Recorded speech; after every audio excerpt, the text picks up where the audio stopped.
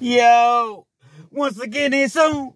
Back at you one more again. Real Kids TV in the house like kitchen sinks. Now, before I get into today's story, if you will, understand that I'm the self-proclaimed Mr. 30 Minutes or Better. Meaning that anytime I drop a story, it's guaranteed to be 30 minutes or better. So if you're on your way to work, you're at work, you don't feel like being there, your co-workers are talking your head off.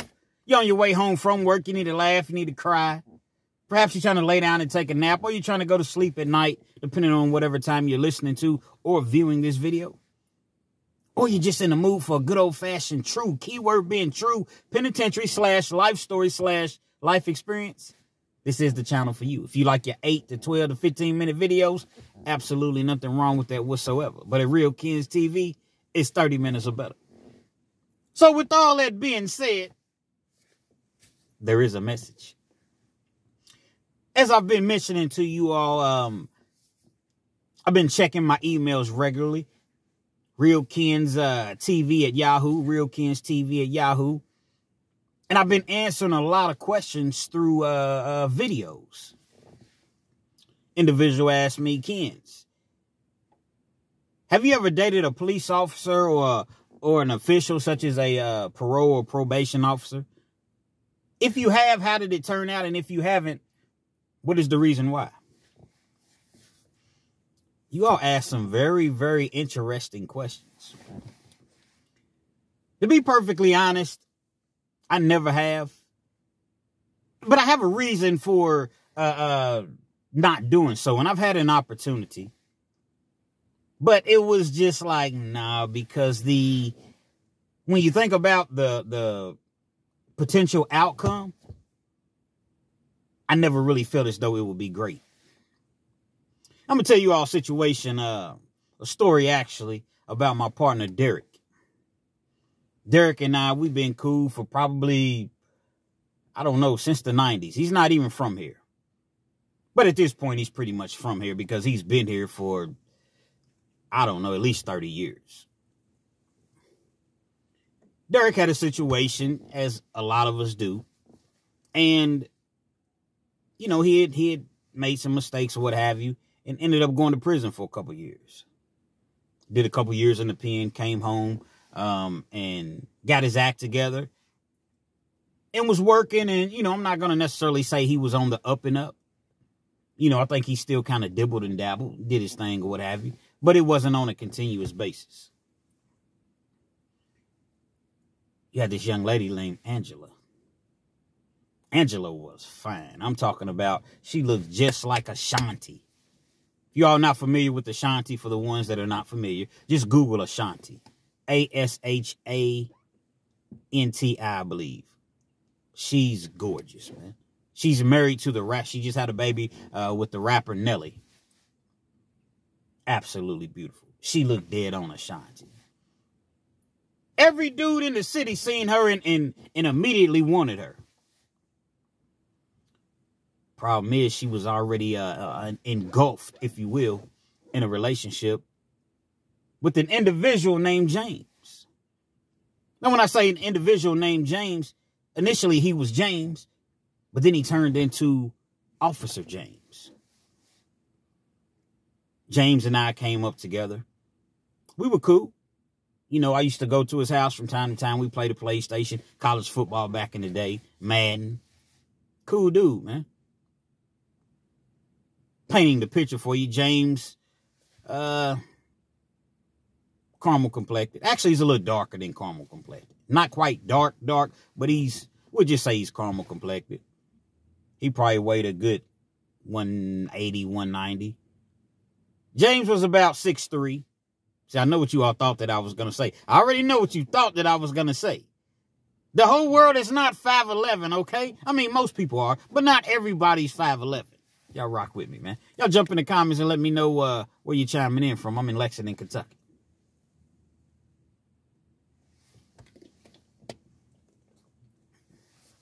As I mentioned, James and I, we came up together, whatever. We see each other out. What's up, man? How you doing? We talk crap about the game or what have you. But that was pretty much the extent of our, you know, friendship. James was in and out of the streets. James could have potentially gotten caught up, a couple times or what have you. Let's rewind that, because caught up is not a word, although I have been accused of making up words. We're going to rewind that. My manual rewind. Respectfully. James had been caught up a couple times. But the thing about James, he had that protection because his father was high in the ranks. I think his father was like the assistant police chief at one point. His grandfather had been a police officer. So anytime James got pulled over, let's just say he was driving drunk, or and one time he ended up getting caught with some work. I'm sure you all know what work is. If you don't know, it's pretty self-explanatory. End up getting caught with some work, the stuff that you put up your nose. They call it that white girl. You know what my dad is, man? They call his dad or whatever. His dad comes out on the scene or whatever. His dad is pissed. But nevertheless, there's no arrest. There's no charges. I guess that's the benefit of being one of their kids, sons, relatives, however you want to call it. So as I mentioned, James would dibble and dabble, but was just fortunate enough to never get caught up. At some point along the line, he decided to follow in his father and his grandfather's footsteps. He became an officer. It wasn't really hard to believe. I mean, after all, like I just mentioned, your grandfather was a police officer. Your dad is the assistant police chief. And I'm thinking what happened was they had been trying to get James to come aboard for so long, but James still had one foot in the streets. He didn't want to be no police officer. Sometimes when things are not going right in your life, sometimes when you start to backslide, there's a choice that needs to be made. Either you're going to do the right thing over here, or because we're not going to continue to save you. I'm not going to continue to be your crutch, to be your safety net. And then when you make wrong decisions, yeah, my dad is such and such, and they calling me at 2 or 3 o'clock in the morning, and I got to get up and come out to the scene. But yet there's other individuals that get caught up, and they don't have anybody to call. Guess what? Their ass is going to jail. So you're going to make a choice, and you're going to make a decision. I can't make you do anything, but you're going to stop using my name. James took heed, became a police officer. It was actually weird to see James as a police officer, but I never really looked at him any different because he acted the same. So I thought. I guess at this point he had been an officer 6 or 7 years. And one day I was going to meet my sister. I forget, we were meeting to do something. And at the time she was working, I think she was doing in-home sales. And so the neighborhood that she was closer to, I went over, and she was in a home. So I parked my car. I'm waiting for her to come out of the house. It's not an uppity neighborhood or anything. It's just a regular neighborhood. Probably about 15, 20 minutes, she comes out of the house. We're sitting outside talking or whatever. She's about to go, on with her day. I'm going to go on with my day. And the officer pulls up behind us. Like, what was this? Door opens. Officer gets out. It's Officer James. He comes up to us. Hey, what's going on? Oh, man, what's up, man? We shake hands or whatever. He knows my sister. They get to talking or whatever. He's like, yeah, I got a call, and it said that it looked like a drug transaction was going on. We started laughing. Like, bro, ain't nobody doing no drug transactions, man. I met up with my sister. I was giving her something. I don't remember exactly what it was, but it definitely wasn't any drugs. He was like, kept talking to my sister or whatever. A couple minutes later, he doubled back and he said, so you sure y'all wasn't doing any transactions? I'm like, bro, what you on, man? Ain't nobody doing no drug. Matter of fact, I'm out of here. I'm gone. I get in the car and I drive off. I guess technically he could have been like, nah, hold on. Can't go anywhere yet. I'm investigating this, suspicious call that I got. But like I said, I jumped in the car. I drove off. And I didn't see James for a while. But I always thought in my mind, like, seemed like James was really on some, like, trying to investigate if we were out there doing some sort of illegal activity. Technically, that would be his job.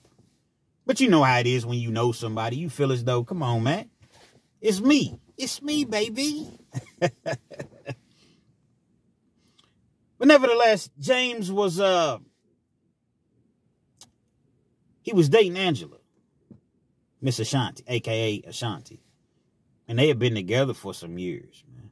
I'm talking about they had been together for a lot of years. You know how it is in relationships, you together and then you may split up for a couple weeks and then you're back together and you split up.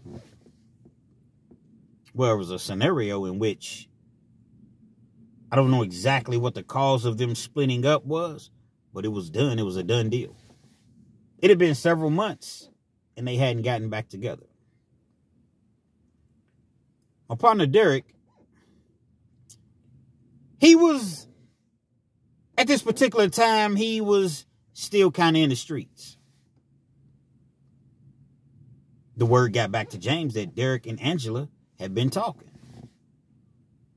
There was an apartment complex, and it's very, very odd,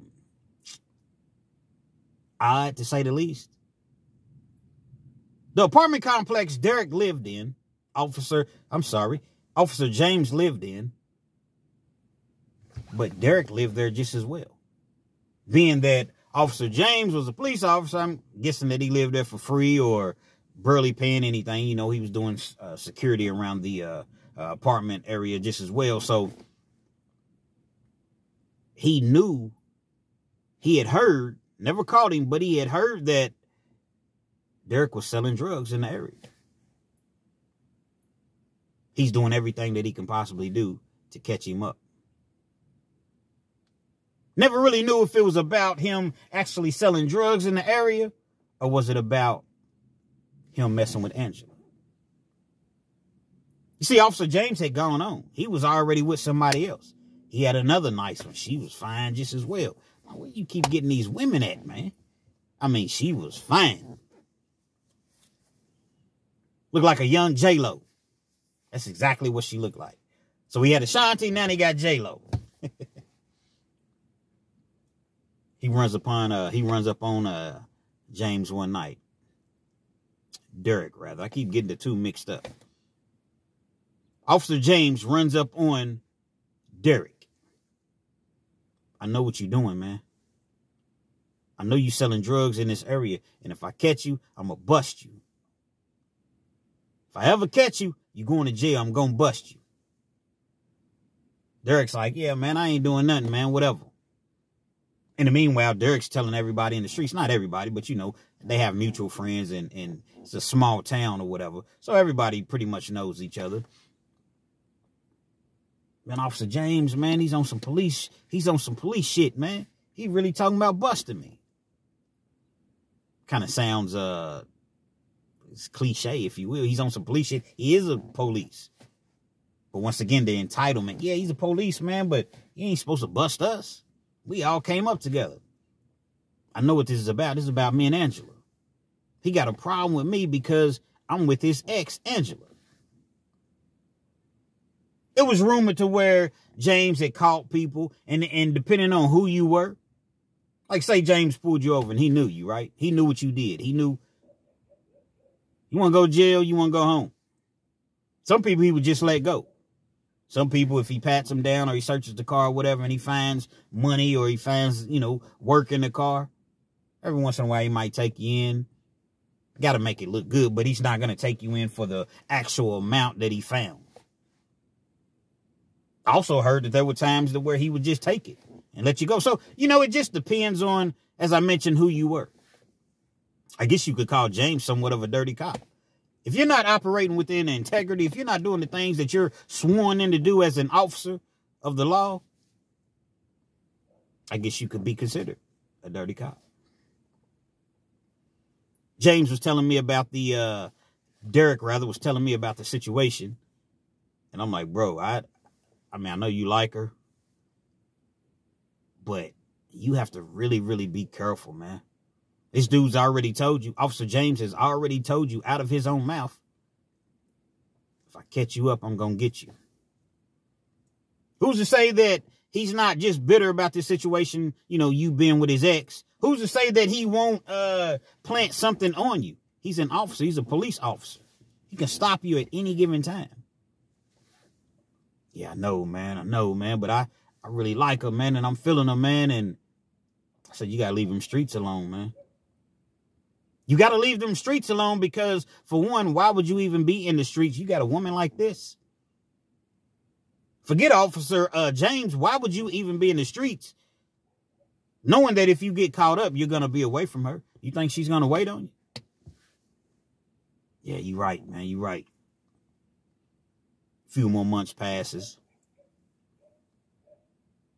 James is out patrolling the area, patrolling the neighborhood or what have you. Derrick's driving. Officer James recognizes Derrick's car. The infamous blue lights turn on. Hate them blue red lights that turn on. It's like, oh my God, you don't even have to be doing anything. But you see those lights and you see those lights, man, and it's just like you just automatically panic. Pulls over. He's waiting on the officer. He doesn't know which officer it is. Officer comes to the car. Guess who it is? Officer James. You got your license, registration, insurance? Come on, bro. You for real, man? What you pulling me over for? Do you have your information that I asked you for, sir? License, registration, and insurance. You know how them police officers, sometimes they try to talk firm and tough. This is some bullshit, man. Goes in, gives them the information. Officer James goes back to his car. He grabs his phone at the time because, see, now they travel in twos. In Lexington, they travel in twos. So anytime you get pulled over, it's always going to be he has a partner with him. Back then, it wasn't like that. If you had backup, you would call for backup. He gets on the phone. Derrick gets on the phone. He calls Angela. Man, can you believe this, man? Can you believe this? Your ex got me pulled. Officer James got me pulled over. I wasn't even doing nothing. He won't even tell me why he pulled me over, but he got me pulled over, whatever. I ain't got nothing on me, though. I ain't doing nothing, but still, it's just a fact. I'll be there as soon as I get done. It shouldn't take long. I gave my license, registration, insurance, and everything. I'll be there when I get done. I'll be on my way. Hangs up the phone. He's sitting there and he's waiting. Officer James has him waiting a good 10 minutes, 10, 15 minutes. It's wintertime. It's cold outside. Comes back to the car. Hands him his information. Where you on your way to? What am I on my way to? I'm just out, man. So you just in the area and you're just out. You don't have a destination. Officer, I didn't know that I had to tell you where I'm going to. Am I free to go? My license is cool. My insurance is cool. My registration is cool. Am I free to go? You didn't even tell me why you even pulled me over in the first place.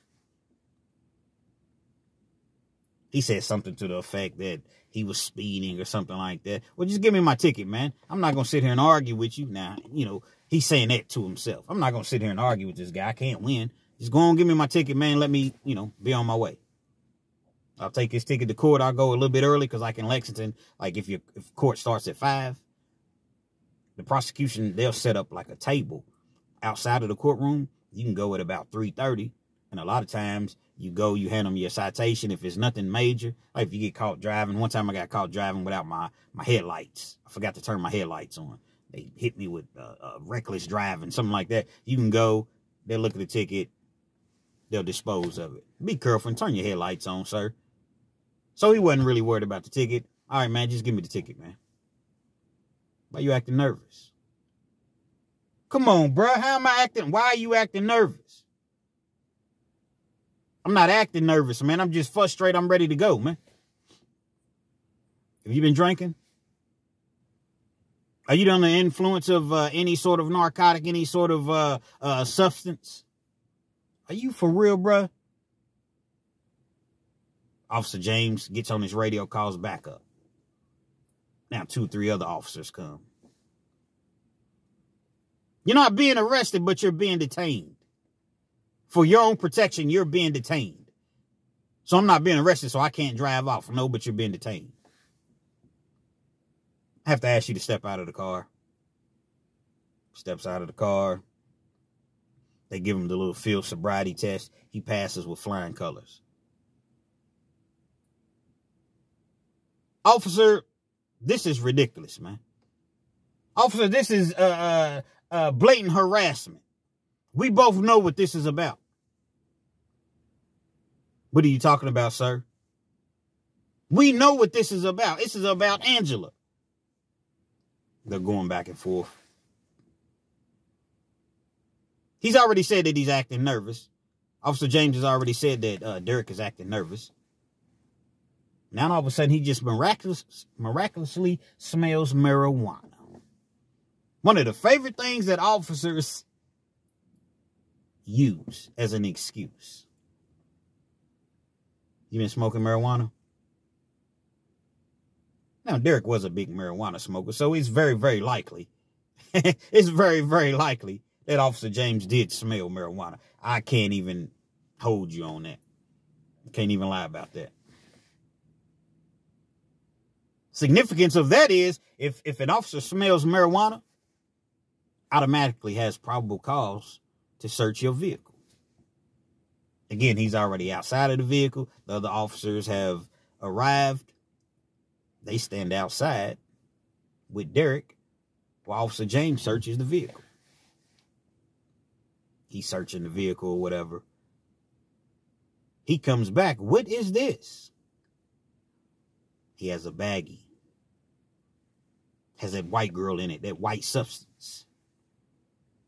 What is this?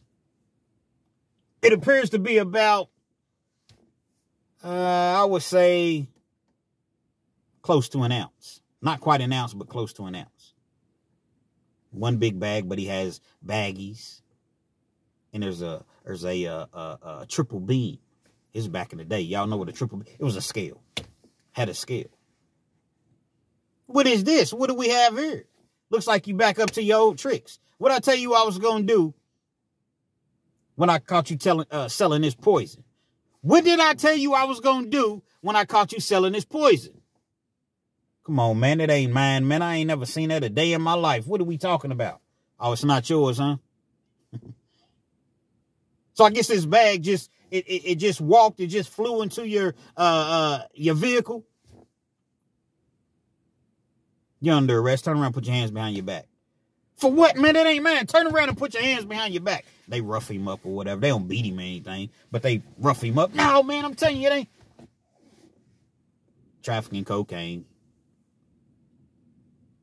Hit him with resisting arrest, which was the least of his worries. And being within 1,000 yards of a school. Well, anytime you get pulled over, you're pretty much within 1,000 yards of a school. There's always a school somewhere. These are the charges that Derrick is charged with. Takes him to jail. Bond is $50,000. No 10%. No bail bondsmen here in Kentucky. So your bond's $50,000, your bond's $50,000. They take the car, send it to the police station. They have to go through the car even more, thorough. And then after that, it goes to the impound. It's going to stay in the impound until Derrick is actually able to get out and get it out of the impound. Once your car goes to the impound, $60, $70 a day. This was back then. It's probably over. Matter of fact, I'm sure it's over 100 now. But this was, many moons ago. 50, 60 bucks a day. Derrick already has one prior. It had been some years, since he had been into any trouble. But he has one prior, so the judge doesn't want to let him out. He's sitting in jail. Maybe about 2 months. Finally, they agree on a bond reduction, and they finally let him out. Case is far from over with. He's been, they call it waiving it to the grand jury. Once you waive it to the grand jury, that basically means that you're on your way to being indicted. Gets out on a bond. His car bill is so high, he can't even pay to get the car out. Had to pay his attorney. Like he ended up settling with the car company and he got the car out for like $2,200-$2,300, which he was lucky to do so. But now he has a serious problem. He got this pending case. He got Officer James on his back. And his girl Angela is not happy with him whatsoever. You told me you wasn't doing that no more. You told me for us, for me, for yourself, that you was done with that life. Derrick's trying to explain to Angela, listen, baby, this wasn't mine. Oh, it wasn't yours, huh? So I guess it just miraculously, I'm telling you, Officer James planted that in my car. This was not mine. She doesn't really know what to believe. She's more or less on the side of Officer James because she calls him. Now, being that he's not even supposed to speak upon, about this. This is an ongoing investigation. He's pretty much breaking not necessarily code of silence, but like protocol. If you've busted somebody and an individual calls you and it's not an attorney or detective rather, or someone, an official in the court, you're really not supposed to, from what I understand, you're not supposed to really be talking about it. He pretty much tells Angela that, but he's like, listen, I've never set anybody up a day in my life. I searched his vehicle because I smelled marijuana. Why did you have to search his vehicle as though you didn't used to smoking it? I'm just doing my job, okay? Searched his vehicle for the simple fact that I smelled marijuana, and this is what I found under the seat. But you want me to not do my job? So he's going back and forth. He's trying to convince Angela, his ex, that he wasn't responsible for this work that they found in the vehicle. Nearly a whole ounce of that white girl, the little baggies, and a scale. Which means trafficking in the eyes of the law. Even if it was Derrick's, and Derrick was like, well, you know what? It was mine, but I wasn't trafficking. Well, the fact that they found the scale and the fact that they found the baggies, you can't get possession. Although possession is 9/10 of the law, you can't get charged with just a simple possession, which is way less time. It's way less of a serious charge. Still a felony, but it's way less. They can't hit you with being a habitual offender if you're charged with simple possession. Being that it wasn't a simple possession and it was a trafficking charge, facing 1 to 5 because it wasn't the hard, it was the soft. Pause, double pause. But it was the second felony. So now instead of facing 1 to 5, it's enhanced to 5 to 10. Can't put a sentence enhancement again on a possession charge, but on trafficking you can. It's facing 5 to 10. Some more months go past. They get to, talking about plea deals and they're offering him like 5 years. I'm not taking no 5 years. This was not mine, man. This cop is crooked, man. This cop is dirty, man. Problem is, who they gonna believe? Who they gonna believe? It's not what you can prove. It's not what you know, Jake. It's what you can prove. Think about that. Here it is. This guy did absolutely nothing wrong but date a police officer's ex-girlfriend. Being that this was the scenario and the situation, he knew he couldn't take it to trial. If he goes to trial, the officer is going to get on the stands and say, this is what I found in this man's vehicle. Had a suppression hearing. Suppression hearing basically means he was challenging the stop. He was challenging the search, illegal search and seizure. He lost that. So now he's in a situation where he has no choice but to take this plea deal. He ends up copping out, which is taking a plea deal. He gets 5 years. He's hoping that he'll get probation, praying that he gets probation. This particular judge that he went before didn't really give out probation like that. And especially if you had a prior charge. His prior charge was for the exact same thing. So in the eyes of the law, in the eyes of the judge, that's his MO. This is what he does. He goes to court. He presents. I'm working. You know, I've been taking these classes. I have kids. I'm stable. I have my own place. I have my own car. I haven't been in trouble in, you know, almost 5 years. I'm doing everything that I need to do. Your Honor, he's pleading. He's throwing himself the mercy of the court. Judge wasn't buying it that day. 5 years. Penitentiary. Hard labor. They sent him to the pen. Him and Angela's relationship was already rocky because she didn't really know what to believe. She wasn't really trying to be with no dude that was locked up. Not saying that she wasn't a good girl. It's just that was something that was very, it was unfamiliar to her. She never been with a dude that was locked up. It's very, very stressful to be with someone that's locked up. I'm not going to lie to you. A dude will run a woman off in a heartbeat. And to be perfectly honest, while you're locked up, it's not that difficult to do. How many dudes out here that's doing the right thing? How many dudes out here that are free? And essentially, you're putting your life on hold for an individual that you're not married to. Yeah, you all been together for a little bit or what have you. But it's very, very difficult for a woman to wait on a man when he's locked up. She's looking at like 5 years. He's trying to explain to her like, yeah, baby, but 5 years doesn't mean 5 years. And which he's right. You get a 5-year sentence. You do a year, you do 20% of your time, then you go up for parole. You're not guaranteed to make parole. So if you don't make parole, the parole board is probably going to say, okay, come back and see us in 12 months. Come back and see us in 15 months. Well, at that point, she's been waiting on you for 2 years. 2 years and 3 months. Most people don't want to go through that. The relationship is rocky, as I mentioned. Probably about 6 or 7 months in, she tells Derrick, I just can't do this anymore. You know, I still have feelings for you, but I just, you know, the constant arguing and nagging, and when I'm calling you, or when you're calling me rather, and I can't answer the phone, I don't get to the phone, or if I miss a visit, or, you know, I don't have money to keep sending in there to help you with commissary all the time. I understand that you need money in jail. It's just too much pressure on me. I can't do this. In the meanwhile,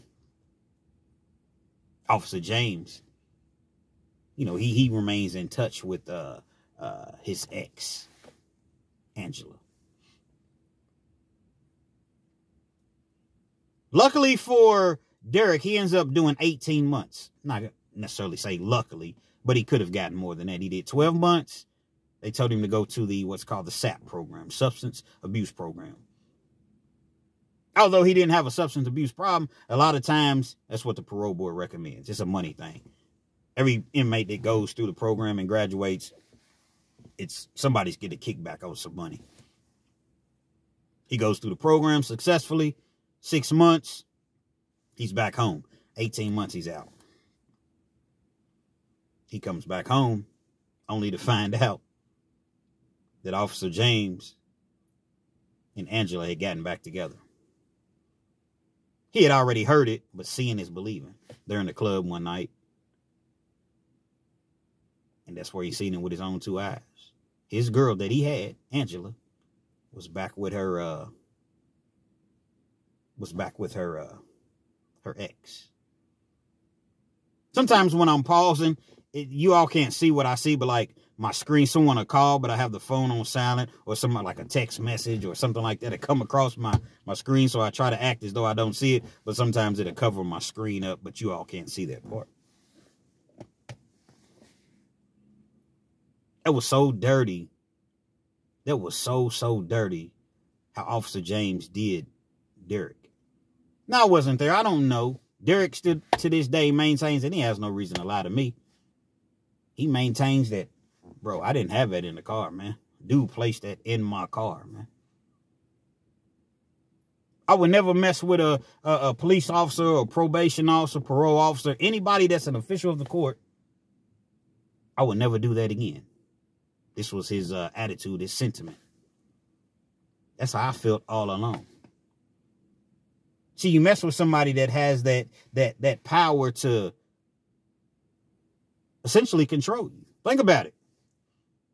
Your life is in their hands. Anytime that he wants to get rid of you, anytime that Officer James wants to get rid of you, he can just pull you over or come into your house and say, this is what I found. And who's going to be believed? You or this officer? I try not to even put myself in that predicament. I've had an officer that called herself liking me before. Thanks, but no thanks. I've had parole officers flirt with me, to be honest. I'm not saying that I'm some ladies' man, or I'm just saying just throughout all of the years, it has happened a couple of different instances. Nah, I'm good. Correctional officers, oh man, it's a slew of them that have said things to me, you know, while I was incarcerated or whatever. I just never wanted to find myself caught up like that, putting my life in somebody else's hands. It's already bad enough that I'm in the situation where, you know, I'm in the system. Because anytime a PO or just anybody that has the authority to send me back to prison wakes up on the wrong side of the bed, or just doesn't like me, or doesn't like something that I'm doing, or having a bad day or whatever, just like that, they word, and I'm back in prison. So I just try to avoid that whole situation altogether, man. What does Son Campbell say? Pay attention to your circle, because they just might hurt you. Real Kids TV. Hopefully you liked the video. Feel free to comment. Definitely share. Subscribe to the channel if you're not already subscribed. And be sure to hit that post notification. So anytime I bring you this action and this heat, guess what? You're amongst the first to receive. Well, hold on, kids, before you go. Hold on, kids, before you go. Whatever happened, the situation with Officer James and Angela, did they stay together? They're actually married right now to this day. To my knowledge, they got married 4 or 5 years ago, and they seem to still be going strong. Real Kids TV.